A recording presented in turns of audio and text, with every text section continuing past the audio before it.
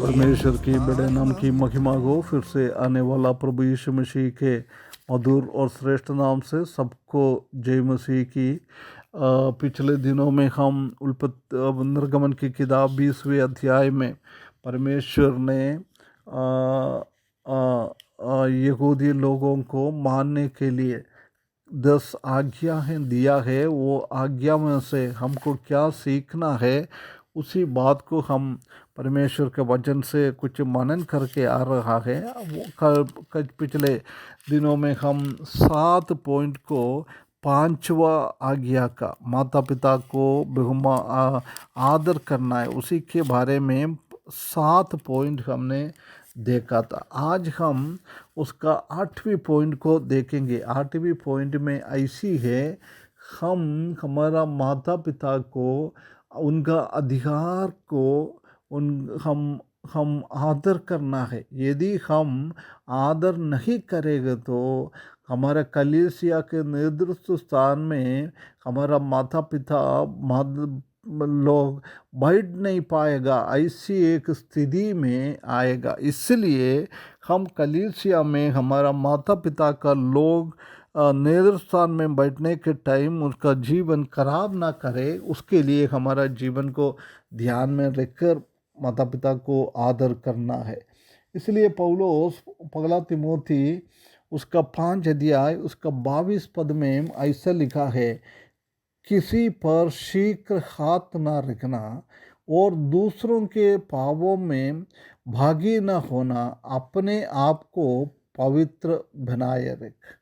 देख, ये हमारा बहुत ज़रूरी है। हम पवित्रता में जीवन बिताना, ये परमेश्वर हमसे चाहता है। ये पौलुस इधर लिखा हुई है।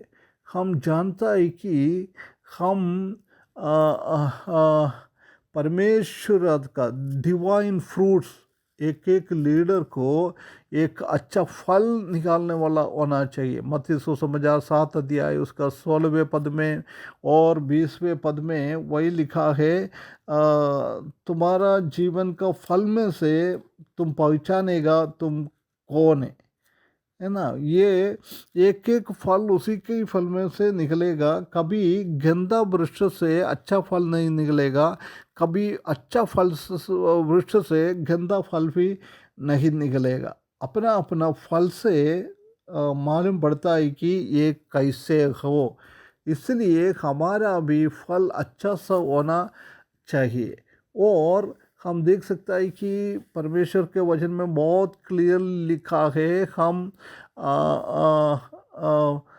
परमेश्वर क्या हमको दे रहा है उसी में हमेशा हम संतुष्ट होना चाहिए। ये बात पहला तिमोथी 6 अध्याय उसका 6 से लेकर 9 पद तक हम इसी पद को हम देख सकता है। उधर लिखा है, पर संतोष सहित भक्ति बड़ी कमाई है। देख, संतोष सहित का भक्ति होना चाहिए, क्योंकि ना हम जगत में कुछ लगे हैं और ना कुछ ले आ सकता है।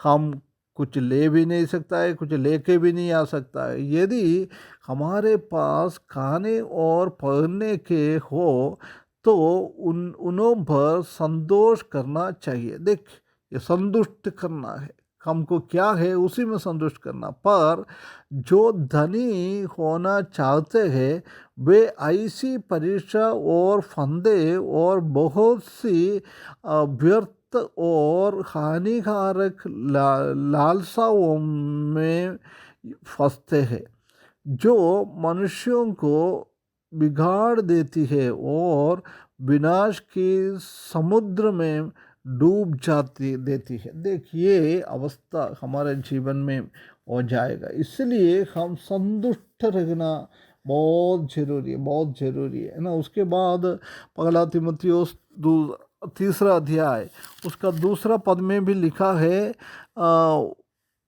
ये हिंदुस्तान में आने वाला आवश्यक है कि अत्यक्ष निर्दोष और एक ही पत्नी का पति स्वयं भी सुशील, स्वस्थ स्वस्थ, अतिथि सत्कार करने वाला और सिखाने में निपुण हो। ये स्वभाव हमारे जीवन में भी होना चाहिए, है ना। हमारा माता पिता इसी हिसाब से हिंदुस्तान में आगे बढ़ना है ना। उसके बाद हम देख सकते हैं कि उसका तीसरा पद में भी वही लिखा है,